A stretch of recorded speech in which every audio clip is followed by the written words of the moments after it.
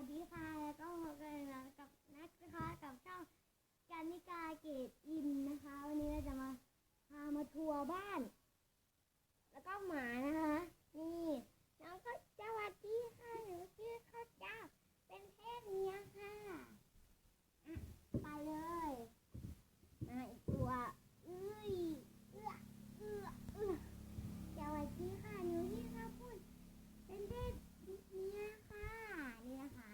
เป็นเพศเมียเราไปเอาอีกตัวกันนะคะแล้วคุณตามนี้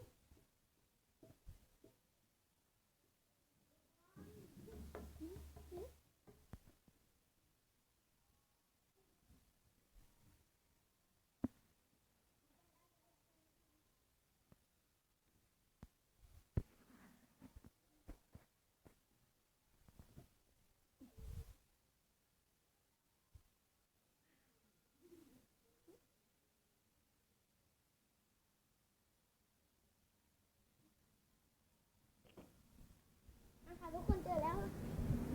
สวัสดีครับผมชื่อข้าวเหนียวเป็นเพศผู้ครับนี่นะคะอันนี้คือตัวห้าวสุดแล้วค่ะเป็นพี่จ๋าเป็นพี่สุดเลยดูนะคะจะห้าวแค่ไหนดูนะอ้าวนี้แล้วเราจะมาทัวร์บ้านมานี่นะคะตากล้องเราจะเริ่มจากด้านนู้นก่อนเดี๋ยวไปเอาตัวด้านนี้ตัวนี่รถนี่คือรถนะคะขอปิดทุกคนเราจะให้ดูนี่นะคะให้ดูตรงนี้ก่อน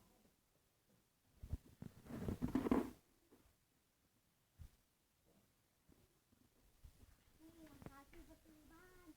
นี่ค่ะนี่คือครัวแล้วก็แล้ว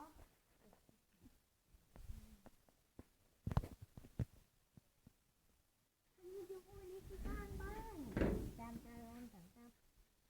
จานเยอะมากเอาไปกันค่ะ